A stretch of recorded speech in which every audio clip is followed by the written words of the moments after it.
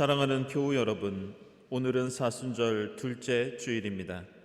주님의 한결같은 사랑이 생명보다 소중합니다. 우리의 생명을 다해 주님을 찬양하고 주님께 영광을 돌립시다.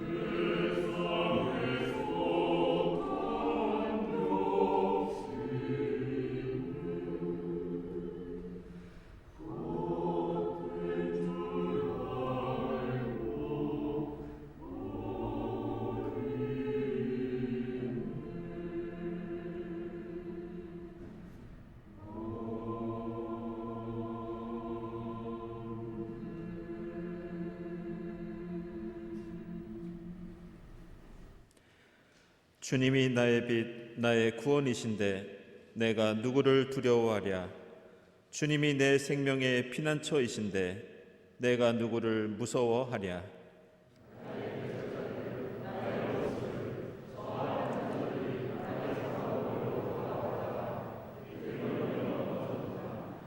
군대가 나를 치려고 애워싸도 나는 무섭지 않네. 용사들이 나를 공격하려고 일어날지라도 나는 하나님만 의지하려네.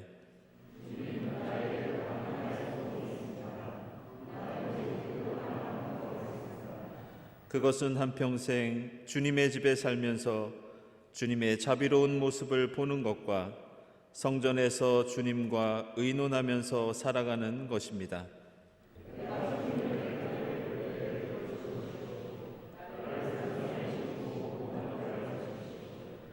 주님께서 나더러 내게 와서 예배하여라 하셨을 때 주님 내가 가서 예배하겠습니다 하고 대답하였으니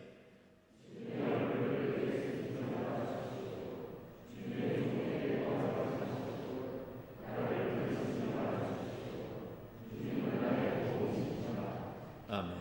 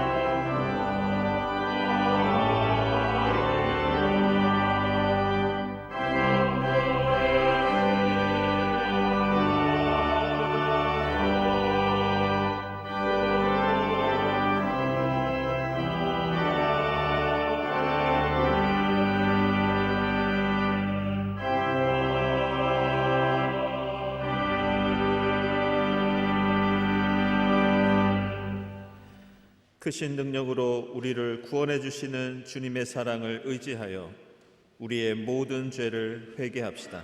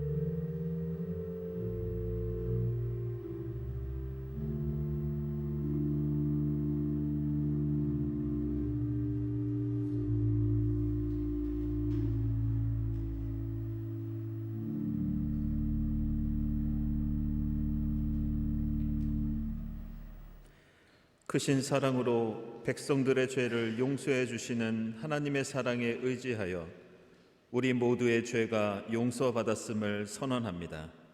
아멘.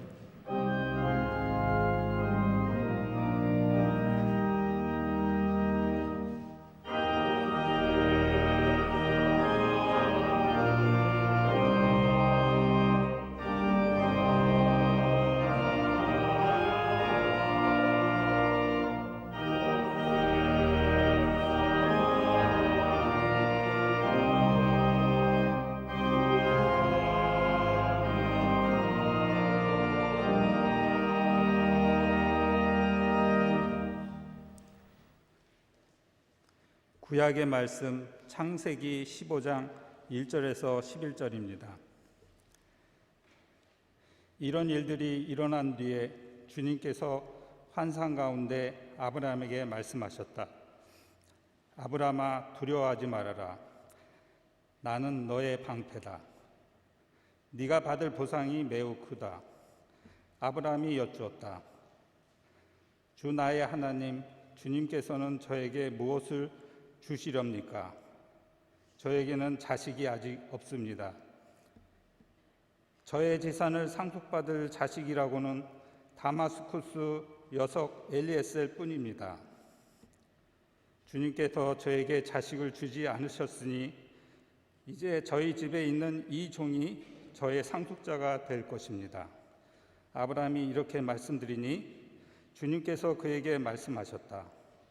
그 아이는 너희 상속자가 아니다. 너희 몸에서 태어날 아들이 너의 상속자가 될 것이다. 주님께서 아브라함을 데리고 바깥으로 나가서 말씀하셨다. 하늘을 쳐다보아라. 네가 셀 수 있거든 저 별들을 세어보아라. 그리고는 주님께서 아브라함에게 말씀하셨다. 너의 자손이 저 별처럼 많아질 것이다. 아브라함이 주님을 믿으니 주님께서는 아브라함의 그런 말씀을 의로 여기셨다. 하나님이 아브라함에게 말씀하셨다. 나는 주다. 너에게 이 땅을 주어서 너의 소유가 되게 하려고 너를 바빌로니아의 우르에서 이끌어내었다. 아브라함이 여쭈었다. 주 나의 하나님, 우리가 그 땅을 차지하게 될 것을 제가 어떻게 알 수 있습니까? 주님께서 말씀하셨다. 나에게 3년 된 암송아지와 한 마리와 3년 된 암염소 한 마리와 3년 된 순양 한 마리와 산비둘기 한 마리와 집비둘기 한 마리씩을 가지고 오너라. 아브라함이 이 모든 희생제물을 주님께 가지고 가서 몸통 가운데를 쪼개어 서로 마주보게 차려놓았다. 그러나 비둘기는 반으로 쪼개지 않았다. 솔개들이 희생제물 위에 내려왔으나 아브라함이 쫓아버렸다.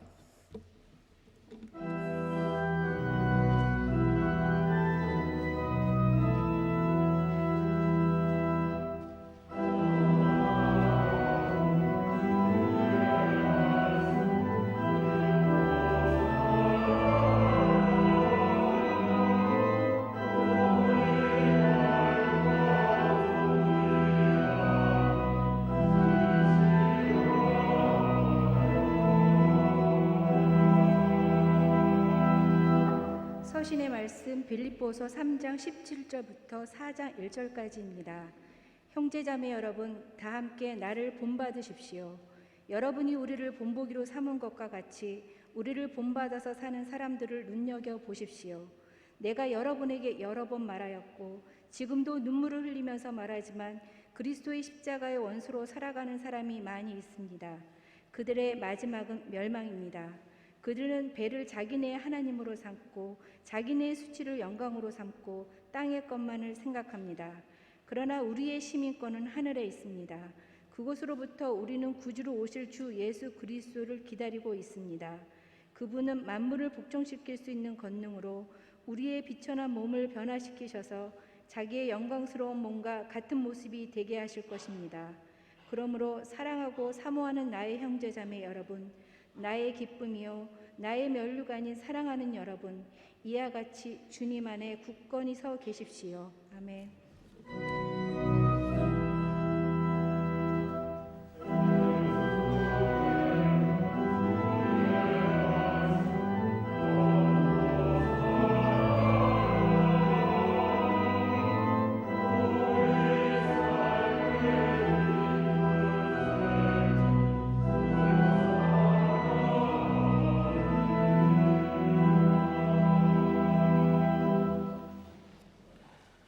복음의 말씀은 누가복음서 9장 37절부터 43절 상반절까지입니다. 다음 날 그들이 산에서 내려오니 큰 무리가 예수를 맞이하였다. 그런데 무리 가운데서 한 사람이 소리를 크게 내서 말하였다. 선생님, 내 아들을 보아주십시오. 그 아이는 내 외아들입니다. 귀신이 그 아이를 사로잡으면 그 아이는 갑자기 소리를 지릅니다. 또 귀신은 아이에게 경련을 일으키고 입에 거품을 물게 합니다. 그리고 아이를 상하게 하면서 좀처럼 떠나지 않습니다. 그래서 선생님의 제자들에게 귀신을 내쫓아달라고 청하였으나 그들은 해내지를 못했습니다. 예수께서 대답하셨다. 아, 믿음이 없고 비뚤어진 세대여, 내가 언제까지 너희와 함께 있어야 하며 너희를 참아주어야 하겠느냐. 내 아들을 이리로 데려오너라. 아이가 예수께로 오는 도중에도 귀신이 그 아이를 거꾸러뜨리고 경련을 일으키게 하였다. 예수께서는 그 악한 귀신을 꾸짖으시고 아이를 낫게 하셔서 그 아버지에게 돌려주셨다. 사람들은 모두 하나님의 위대한 능력을 보고 놀랐다. 아멘.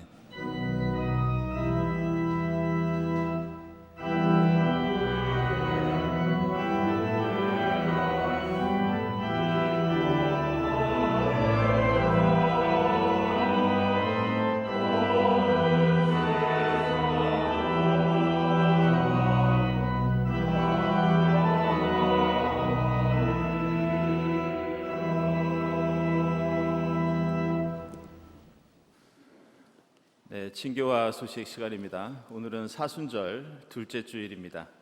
이 자리에 함께 하신 분들, 또 온라인으로 예배 드리시는 분들 모두 환영합니다. 이 시간 평화 인사 함께 나누겠습니다. 주님의 평화를 빕니다.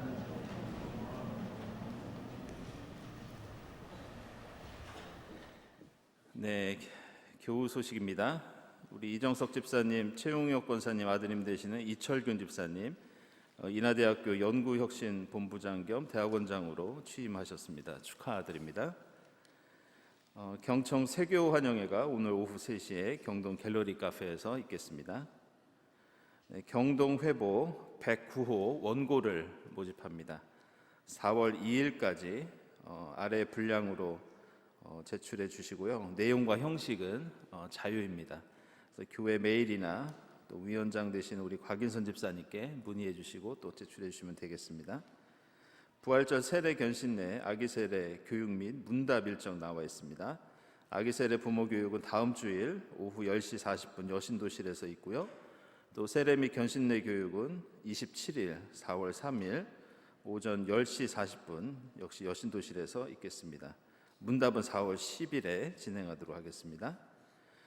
교회학교 사순절 탄소 금식 계속되고요. 동참을 부탁드립니다. 지금 우크라이나가 전쟁 때문에 많은 희생자가 나오고 있습니다. 몇몇 교우들께서 교회에서 어떻게 도울 수 있겠느냐 문의하시는 분들이 계신데요. 지난주 당회에서 이번 우크라이나 지원은 아래에 나와 있는 우크라이나 대서관을 통해서 하기로 그렇게 결정했습니다. 여러분들 전쟁이 하루빨리 종식될 수 있도록 기도해 주시고 또 이 성원에 함께 동참해 주시기를 부탁을 드리겠습니다. 수요 작은 음악회 계속되고 있습니다. 4월 13일까지 계속되고요. 이번 주일에는 박소현, 배일환 선생님께서 연주해 주십니다. 여러분들 참석해 주셔서 음악 듣고 또 함께 기도하는 시간 됐으면 좋겠습니다.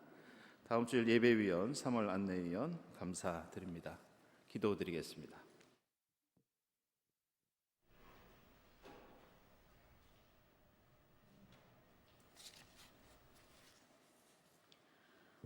부활에 이르는 십자가의 길 예비하신 주님, 사순절 둘째 주일을 맞아 예배드리게 하심에 감사드립니다. 사람의 몸으로 이 땅에 오신 주님을 십자가에 달고야 마는 우리임에도 불구하고 다시 살아나시어 우리로 끝까지 그 사랑 안에 살게 하시는 주님, 보고 싶은 대로 보는 우리임에도 불구하고 예수 그리스도를 통한 하나님의 영광을 보게 하시는 주님, 듣고 싶은 대로 듣는 우리임에도 불구하고 해방시키는 경청을 하게 하시는 주님, 하지 말아야 할 말을 하는 우리임에도 불구하고 말씀을 전하고 찬양하게 하시는 주님, 헛된 일에 분주한 우리임에도 불구하고 치유와 생명의 길 가게 하시는 주님, 순례 여정에서 원치 않는 불행으로 씨름하고 있는 믿음 없는 우리임에도 불구하고 기괄과 불뱀을 만나와 구리뱀으로 보호해 주시고 구름 기둥과 불 기둥으로 인도해 주시는 주님, 속히 코로나가 종식되어 한 상에 둘러앉아 먹고 마시는 식탁의 코이노니아를 허락하여 주옵소서. 죄인 오라 하실 때 불러주신 경동의 공동체에서 서로의 연약함과 허물을 긍휼히 여기게 하옵소서. 정치적 야심에 눈먼 권력자의 광기로 인해 가해자가 되어버린 러시아 군인들과 피해자가 되어버린 우크라이나 군인들, 세계 곳곳의 분쟁으로 참혹한 고통과 두려움에 떨고 있는 난민들이 한 사람도 빠짐없이 남은 자로 살아내어 고향집으로 돌아가길 기도합니다. 또한 가족을 잃은 이들의 피눈물을 닦아 주옵소서. 전쟁의 화염 앞에 선 우리로 불타는 떨기나무 앞에 선 모세처럼 경건히 신을 벗고 주여 제가 여기 있나이다 부르심에 응답하게 하옵소서. 하여 부르짖는 자, 탄식하는 자들의 자유를 위한 동력자가 되게 하옵소서. 나라를 위하여 기도합니다. 선거 결과를 놓고 기대와 실망, 기쁨과 슬픔이 엇갈리고 있습니다. 주님, 우리는 좌우, 진보와 보수, 남녀, 동서의 갈라치기와 파편화를 원치 않습니다. 복합적 위기 상황에서 한 목소리를 내야만 한다는 거짓된 신화도 믿지 않습니다. 물고 뜯는 정국이 아니라 견제와 균형을 위한 대극적 협력을 원합니다. 지역적, 상황적 다양성을 상호 존중하며 공동의 지혜를 공유하길 원합니다. 제자들의 발을 씻어주는 섬기는 리더를 원합니다. 역동적 대한민국을 위해 각자의 그릇만큼 선한 영향력을 행사할 수 있기를 원합니다. 주여, 믿음 없는 우리를 도와주옵소서. 오늘 예배 중에 임영섭 목사님을 통해 전하시는 주님 말씀 의지하여 참되고 착하고 아름답게 살아가게 하옵소서. 이 모든 말씀 우리 주 예수 그리스도의 이름으로 기도드립니다. 아멘.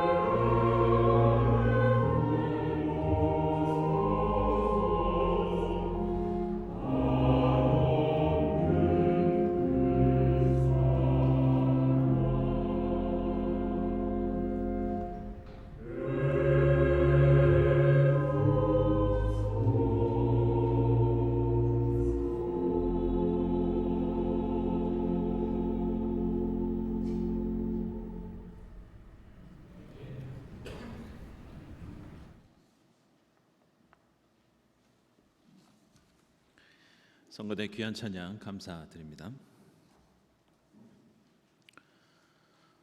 사순절 둘째 주일을 맞이하면서 우리가 함께 읽은 오늘 새 본문의 말씀은 우리 신앙생활의 가장 근원적인 문제인 이 믿음이란 무엇인가, 우리에게 신앙이란 무엇인가 라는 내용을 담고 있습니다. 사순절이 되면 그리스도인들은 금식과 금욕을 통해서 예수의 고난에 동참합니다. 경우에 따라서는 어떤 나라에서는 그리스도인들이 실제로 십자가에 못 박혀 달려서 그런 직접적인 체험을 하면서 예수의 고통이 얼마나 큰 것이었는지 직접 겪어보기도 합니다. 물론 이렇게 예수의 고난에 감정이입을 하고 직접 경험하는 것이 의미가 없는 것은 아닙니다. 그러나 우리가 사순절의 십자가의 길을 따른다는 것은 그동안 당연하다고 생각해 오던 나의 믿음에 대해서 다시 한번 생각해보고 나의 오래된 자아와 타성을 십자가에 못 박혀 죽게 하고 예수의 부활과 함께 새로운 존재로 변화된다는 의미를 갖고 있습니다. 이러한 삶의 믿음의 대전환과 변화를 이루었던 대표적인 인물이 바로 오늘 말씀에 나오는 아브라함입니다.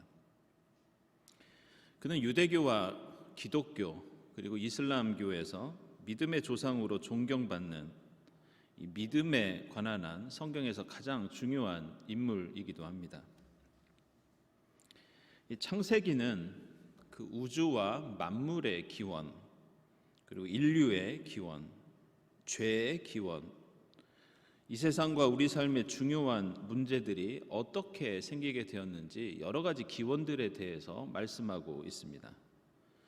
하지만 우주 만물의 기원을 말씀하면서 정작 우리가 중요하게 생각하는 믿음에 대해서는 창세기 앞부분에서는 전혀 등장하지 않습니다. 믿는다 혹은 믿음이라는 말이 성경에서 최초로 나오는 것이 바로 오늘 우리가 함께 읽은 창세기 15장 6절 말씀입니다. 아브라함이 주님을 믿으니 주님께서는 아브라함의 그런 믿음을 의로 여기셨다. 바로 이 말씀이 성경에서 최초로 믿는다 혹은 믿음이라는 말이 등장하는 그런 구절입니다.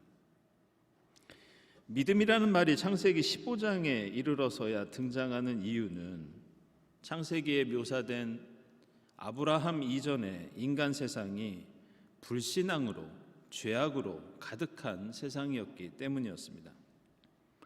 창세기 앞부분을 보면 아담과 하와가 선악과를 먹고 하나님께 불순종합니다. 가인이 아벨을 해치는 비극이 일어나고 라멕이 가인보다 더 큰 죄를 짓는 그런 범죄도 나옵니다. 6장에서는 하나님의 아들들이 사람의 딸들과 악행을 저지르기도 합니다. 그리고 이러한 인간의 죄는 11장에 이르러서 인간이 자신의 능력을 자랑하면서 직접 하나님께 대적하는 바벨탑 사건으로 이어집니다.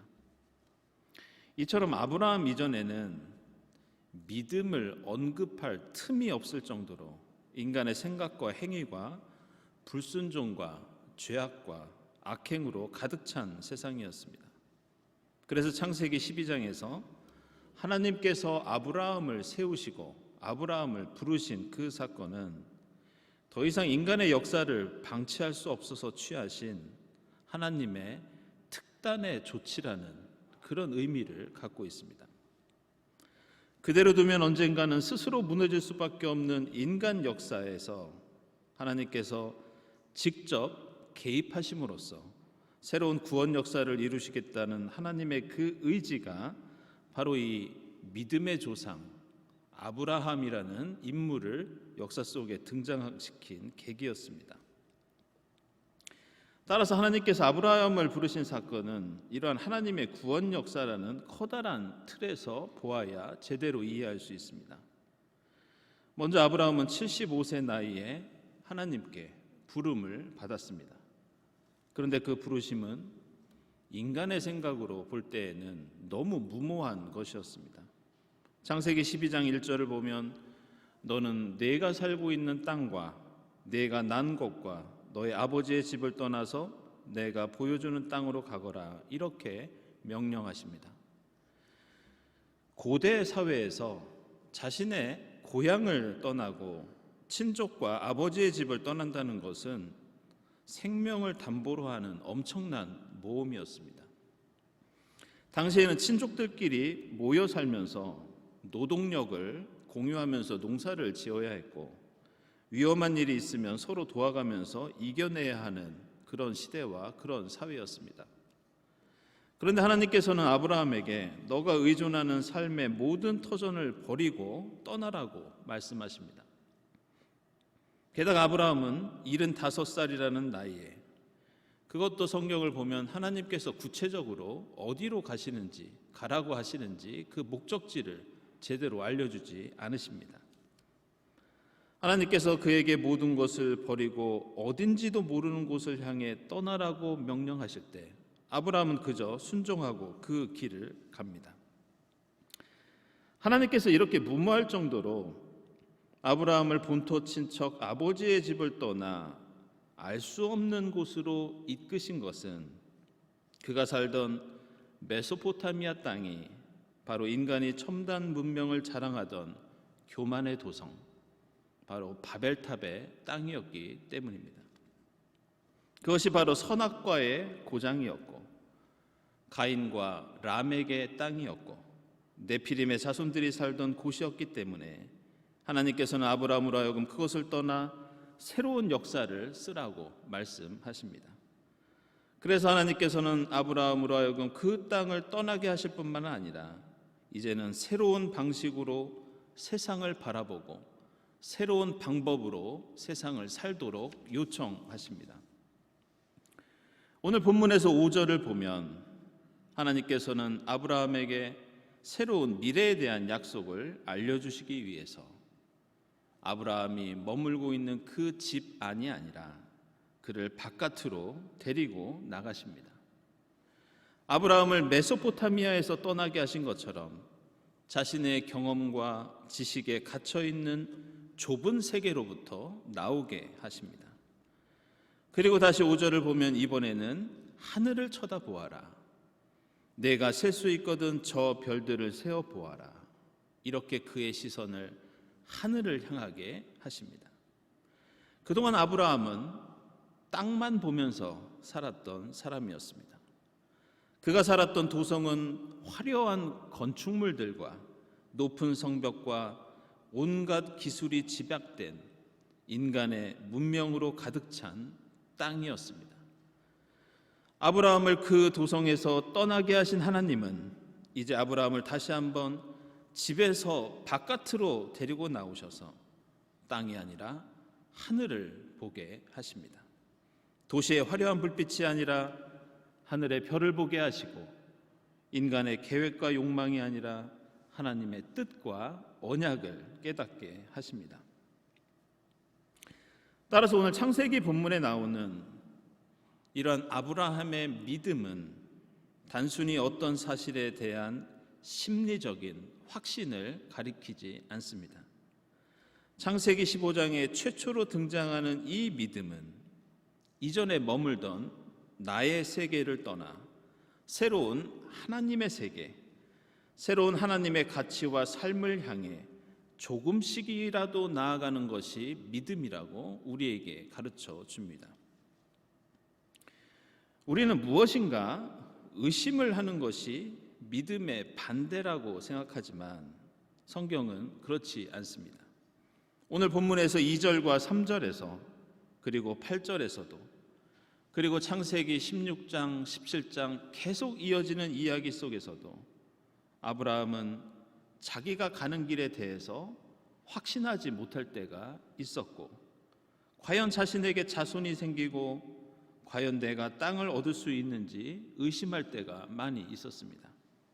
그러나 아브라함은 그 길을 멈추지 않았고 하루하루 하나님이 지시하신 땅을 향해서 새로운 세계와 가치를 향해 나아가는 그 발걸음, 성경은 바로 그 길이, 그 발걸음이 믿음이라고 말씀하고 있습니다. 그래서 의심은 믿음의 반대가 아니라 믿음의 일부입니다. 성경적인 믿음은 가는 곳을 확신하는 것이 아니라 지도가 없고 어디로 가는지 몰라도 하나님을 의지하면서 한번 가보는 것, 이것이 성경의 믿음입니다. 아브라함은 그 믿음으로 단순히 풍요와 축복을 넘어 새로운 존재로 변화되게 됩니다. 아브라함의 원래 이름은 오늘 본문에 나오는 아브람이었습니다. 그 이름은 존경받는 아버지, 이런 뜻을 갖고 있습니다. 그런데 아브라함은 내 고향과 가정과 친족의 울타리를 벗어나 하늘의 별을 보며 하나님의 언약을 꿈꾸었을 때 그는 아브람이 아니라 아브라함이 됩니다. 그리고 그 이름은 만국의 아버지, 열방의 아버지라는 뜻을 갖고 있습니다. 그런데 오늘 본문에는 본토 친척 아버지의 집을 떠나 새로운 세계와 가치관을 향한 아브라함의 믿음뿐 아니라 믿음의 또 한 가지의 새로운 면이 더 등장합니다. 하나님께서 너의 자손이 저 별처럼 많을 것이라고 말씀하시고 아브라함이 주 나의 하나님, 우리가 그 땅을 차지하게 될 것을 제가 어떻게 알 수 있습니까? 다시 여쭈어 보았을 때 그때 하나님의 대답이, 응답이 조금은 우리에게 생경하고 이상합니다. 오늘 9절에서 그 질문에 대해서 하나님께서 이렇게 말씀하십니다. 나에게 3년 된 암송아지 한 마리와 3년 된 암염소 한 마리와 3년 된 순양 한 마리와 산비둘기 한 마리와 집비둘기 한 마리씩을 가지고 오너라. 이렇게 아브라함이 했던 질문에 대한 직접적인 대답이 아니라 제사에서 제물로 쓰는 동물들을 가져오라고 그렇게 명령하십니다. 그러자 아브라함이 이 모든 희생제물을 하나님께 가지고 오는데 아브라함이 하는 행동도 우리에게는 매우 낯섭니다. 그 제물들의 몸통을 가운데로 쪼개어서 서로 마주 볼 수 있도록 차려놓습니다. 고대 중동에서는 이렇게 희생제물을 쪼개어 놓고 그 사이로 지나가는 것은 이런 의미를 가지고 있습니다. 만일 내가 계약의 조건들을 이행하지 않는다면 나를 이 쪼개진 제물처럼 만들어도 좋습니다. 바로 이런 의미로 이런 의식을 치릅니다. 이것은 일종의 계약을 어긴 자에게 저주를 기원하는 저주의 예식, 이렇게 불립니다. 그래서 예레미야서 34장 18절 이하를 보면 이런 말씀이 나옵니다. 나 주가 하는 말이다. 송아지를 2 조각으로 갈라놓고 그 사이로 지나가 내 앞에서 언약을 맺어놓고서도 그 언약의 조문을 지키지 않고 나의 언약을 위반한 그 사람들을 내가 이제 그 쪼개진 송아지처럼 만들어 놓겠다. 이런 말씀이 나옵니다. 누구나 갈라진 송아지 사이로 지나간 자들은 모조리 내가 그들의 목숨을 노리는 원수들의 손에 넘겨주겠다. 그러면 그들의 시체가 공중의 새들과 들 짐승들의 먹이가 될 것이다. 이런 심판의 말씀이 예레미야서에 나옵니다. 이처럼 희생제물을 쪼개놓고 그 사이를 지나간다는 것은 매우 엄중한 의미를 지닌 약속과 계약을 가리키는 사건이었습니다. 그런데 놀랍게도 오늘 본문에 이어서 나오는 13절 이하의 내용을 보면 이 쪼개진 제물들 사이로 지나가는 것은 이스라엘 백성들뿐이 아니라 하나님도 그 사이를 지나가십니다. 17절을 보면 이 제물들 사이로 출애굽에서 하나님과 백성이 함께 행진했던 불기둥과 구름기둥을 상징하는 연기나는 화덕과 타오르는 횃불이 이 쪼개진 짐승 사이로 지나갑니다. 결국 이 쪼개진 제물 사이로 지나가는 것은 하나님과 이스라엘 백성이었고 그것은 이 땅의 하나님의 구원 역사를 하나님과 인간이 함께 결단하며 만들어간다는 언약, 함께 노력하는 결단이 지금 이 아브라함과 하나님 사이에, 그리고 하나님과 미래의 이스라엘 백성들 사이에 이루어지고 있는 것입니다. 따라서 우리는 하나님을 믿는다는 것, 우리가 하나님을 믿는 순간 오늘 아브라함처럼 하나님의 구원 역사의 동역자로서 쪼개진 희생제물 앞에 선다는 그런 의미를 가지고 있습니다. 내가 하나님을 믿는 순간 나는 하나님과 함께 저 쪼개진 희생제물처럼 될 수 있다는 각오와 함께 이 땅에 하나님 나라를 건설하는 하나님의 파트너가 됩니다. 그래서 오늘 누가복음서에 나오는 제자들은 그런 생각과 그런 믿음이 결여되어 있었습니다. 그들은 그저 예수를 따라다니다가 기적을 베풀고 능력이 출중한 예수를 통해 본인들도 무엇인가 이 땅에서 성공할 수 있다는 생각을 했고, 그들은 그것이 믿음이라고 생각했습니다. 그러나 예수는 자신의 능력을 제자들에게도 허락하시면서 함께 본토 친척 아비집을 떠나 하나님 나라를 이루기 위해서 그들을 불렀고, 당연히 그들도 예수처럼 어떤 기적과 능력도 그 믿음으로 행할 수 있었습니다. 그런데 제자들이 그렇게 못하자 예수께서는 그들을 믿음이 없고 비뚤어진 세대여, 내가 언제까지 너희와 함께 있어야 하며 언제까지 너희를 참아줘야 하겠느냐 질책하십니다. 오늘 말씀이 우리에게 보여주는 이 믿음의 삶은 따라서 우리가 일반적으로 생각하던 믿음과 다른 성격을 갖고 있습니다. 우리는 믿음이 내 마음속에 일어나는 어떤 심리적인 작용이라고 생각합니다. 믿음은 단순한 확신도 아니고 어떤 사실을 인정하는 것으로 그치지도 않습니다. 믿음은 나의 오래된 자아와 삶을 십자가에 못 박혀 죽게 하고, 비록 고난과 역경이 있더라도 새로운 세상과 존재로 조금씩 나아가는 것입니다. 마지막으로 우리가 한 가지 주목할 것은 오늘 본문에 우리가 신앙생활에서 거의 매일 사용하는, 오늘 예배에서도 우리가 자주 반복하는 매우 중요한 신앙 고백이 등장합니다. 그것은 6절에 나오는 성경 최초의 믿음인 아브라함이 하나님을 믿으니, 바로 이 부분입니다. 그런데 여기서 믿으니라는 말이 히브리어로 해민 이렇게 부릅니다. 그런데 이 해민은 우리가 기도를 하거나 찬양을 할 때 고백하는 어떤 용어의 어원이기도 합니다. 그것은 바로 아멘입니다. 그래서 이 말씀을 문자 그대로 직역하면 아브라함은 야훼 하나님께 아멘이라고 선언했다, 이런 뜻이 됩니다. 아브라함은 지금 하나님께 제가 아멘이라고 말씀드렸으니 하나님 당신의 약속을 다시 한번 확인해 주십시오, 이렇게 요청합니다. 우리는 예배와 일상생활 속에서 수없이 우리의 믿음을 고백하면서 저희는 믿습니다라는 의미로 아멘을 읊조리고 말합니다. 기도를 할 때도 항상 아멘으로 마무리하고, 찬송을 드릴 때도 그렇고, 말씀을 묵상하면서도 아멘을 합니다. 그러나 이 아멘은 우리가 습관처럼 내뱉는 어떤 추임새나 후렴구가 아닙니다. 아멘은 일생일대의 결단을 통해서 이제 내가 하나님과 함께 이 땅에 하나님의 구원 역사를 펼쳐나갈 것이며, 그것을 위해서라면 어떤 희생도 감수하겠다는 엄중한 선서이자 언약입니다.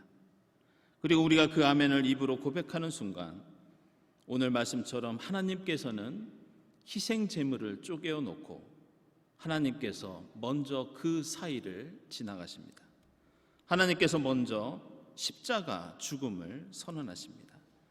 그리고 우리가 아멘하는 순간 우리는 하나님의 뒤를 따라 십자가를 지신 주님을 따라 그 쪼개진 제물 사이로 걸어가면서 십자가 고난과 희생을 결단하고 약속합니다. 사랑하는 여러분, 사순절을 보내면서 아브라함의 아멘이 여러분의 아멘이 될 수 있기를 바랍니다. 그 아멘으로 제자들에게 허락하셨던 그 기적과 능력이 여러분의 삶에 충만하기를 바랍니다. 본토 친척 아비집을 떠나 하늘의 별을 바라보면서 나의 오래된 자아와 타성을 쪼개고 하나님 나라를 위해서 십자가의 길을 따르는 여러분의 사순절이 될 수 있기를 바랍니다. 기도하겠습니다.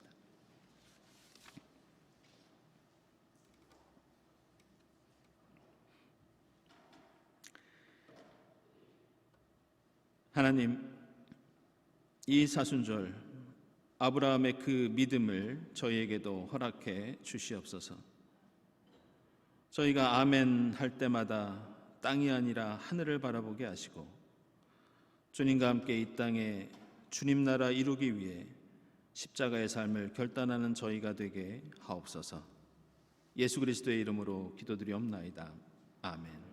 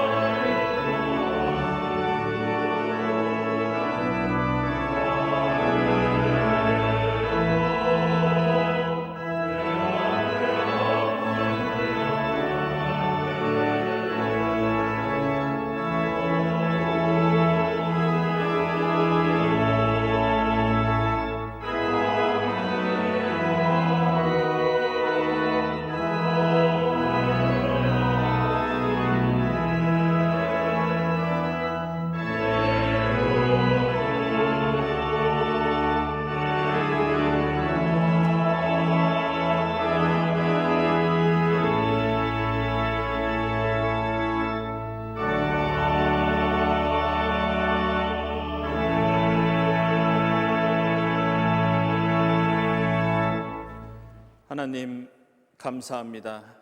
저에게 베풀어 주신 사랑과 은혜에 감사하면서 저희들의 삶과 예물을 하나님께 드립니다. 이 모습 이대로 주님 기뻐 받아 주시옵소서.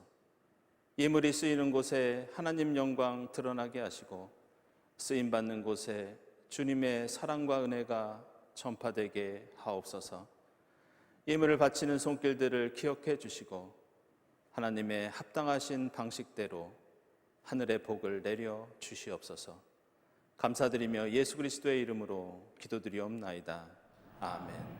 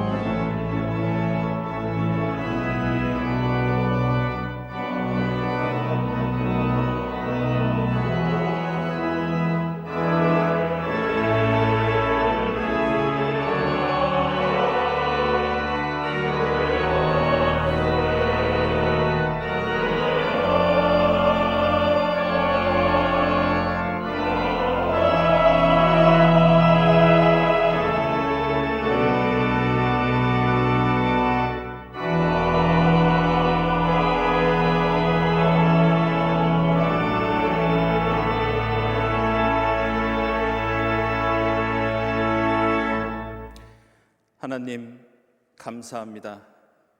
저희로 본토 친척 아버지의 집을 떠나 하나님 약속하신 땅을 향해 믿음의 길을 가게 하시니 감사합니다. 저희가 기도하고 찬양하고 말씀을 묵상할 때마다, 저희가 하나님을 향해 아멘하고 고백할 때마다 이 땅이 아니라 하늘을 바라보게 하시고 쪼개진 그 재물 사이로 지나가는 십자가의 결단이 있게 하옵소서. 이 모든 감사와 기원 위에 성부와 성자와 성령 삼위일체 되신 하나님의 은총이 풍성히 임하옵시기를 간절히 축원하옵나이다. 아멘.